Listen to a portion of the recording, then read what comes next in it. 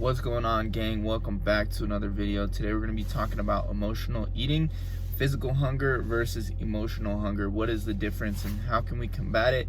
By the end of this video, you're going to have some steps to take on how you can combat emotional eating and kind of have a plan and action steps moving forward, which I feel like is important. A lot of people don't understand that if physical hunger is not happening, then food is not the answer, right?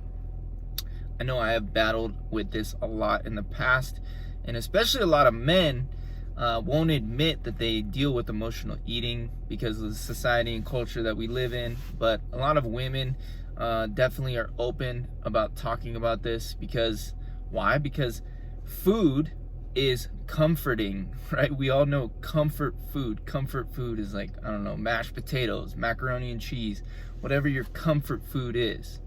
I don't know about you guys, but when I was growing up as a kid, like my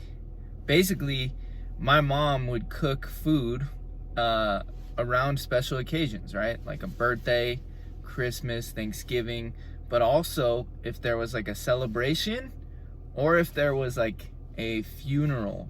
No matter what, we would be eating food and lots of comforting food, right? It was very much a part of the comforting process, and it was a comforting thing to enjoy this kind of food, right? I grew up in an Italian family, so Italian food is very comforting to me. So as I grew up, I developed this relationship with food. You know, if I got good grades on a test, we got rewarded with food. If I didn't get good grades on a test, we didn't get rewarded with food. And I don't mean like we didn't eat, but we didn't go out to restaurants. We didn't celebrate. There's no celebration for me getting a D on a test, right? So, and even if like something really, really cool happened for my dad's business, he got a promotion, we're all going out for ice cream, right? It was like, that's how you celebrate. You celebrate with food. And very much so is still the case nowadays, right? If something cool happens, if it's a birthday, if it's a celebration, we go out and eat. So emotions, good emotions, are attached with food that is comforting. And I'm not going to say good or bad food because there is no such thing as good or bad foods, but comfort foods. So when we are feeling down, when we are feeling depressed, when we are feeling low self-esteem, a lot of times what will happen is we will reach for something crunchy, something salty, something sweet because we need love. We are craving love and affection, and if we can't get that love and affection from someone else, we can find that temporary love and affection and little dopamine hits from something crunchy, sweet, and salty, right? So this is kind of where we develop these habits. It's a long-term process, and it happens over a long period of time, and we've most likely been conditioned to doing this ever since we were kids. So how do we combat this, right? Because there's stress eating, there's boredom eating, sometimes there's just straight up depression eating.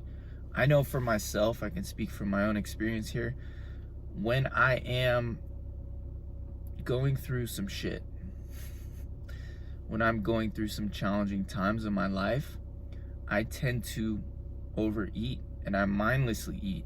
So if I'm tracking calories, then those calories stop getting tracked.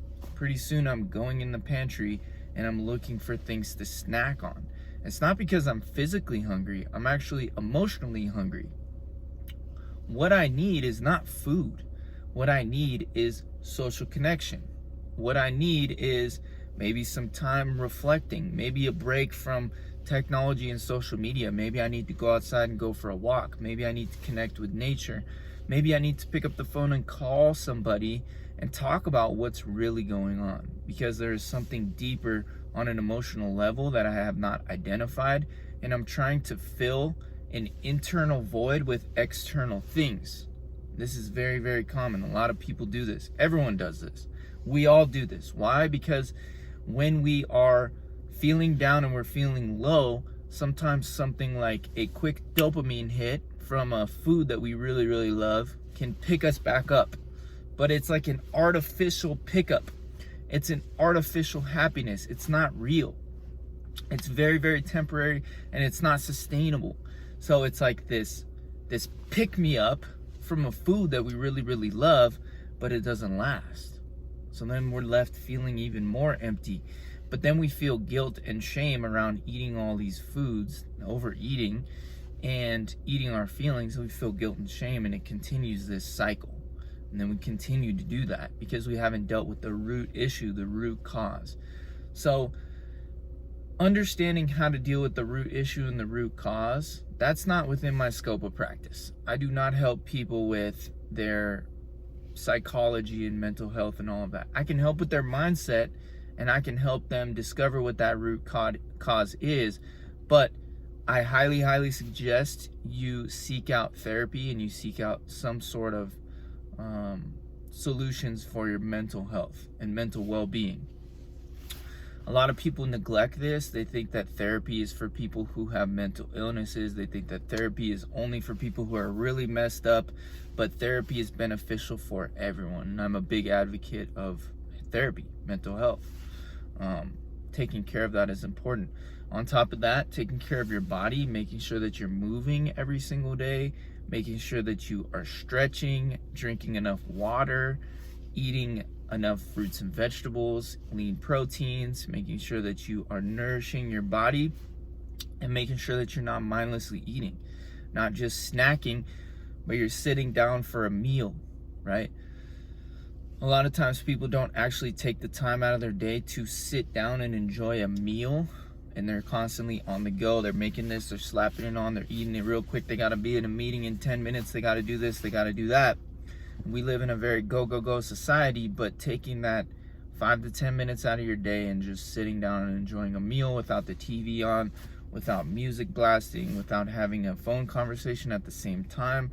You don't have to do all of these things at the same time. You can sit down, connect with the food, be grateful for the food that you get to eat, sit down, connect with the food, and enjoy it. And you'll probably find that that emotional hunger starts to dissipate as you start to take care of your mental health, you take care of your physical health, and you take care of your spiritual health in whatever that way looks for you. You can meditate, you can pray, you can just do some breath work, you can do whatever you want. You can visualizations, affirmations, it doesn't matter. But I'm a big advocate of doing all of these things on a consistent basis to make sure that that emotional hunger, when it does pop up, you don't use food to try and blunt it, but instead you use some tools in your toolkit. For me, that looks like picking up a phone and calling a friend. It looks like taking a walk. It looks like doing some journaling, some meditation, writing things down, writing a gratitude list. I don't do all of those things. I usually do 1 or 2 of those things. And then sometimes, here's another important part, sometimes we give in to those temptations. We give in and try to stuff our emotional hunger. And that's okay. Don't beat yourself up for not being perfect. You are fucking human. You're not gonna be perfect. You're still gonna fall back into old behaviors and old habits from time to time, and that's okay. The more you beat yourself up and the more you give yourself permission to not be perfect, the better you're going to be, okay? So that kind of wraps up this little talk on emotional eating. I'm going to be releasing more videos like this. Do me a favor, give this video a thumbs up if you guys like these kinds of talks, and I'll be doing them more on a consistent basis. Love you guys. I'll see you in the next video. Bye.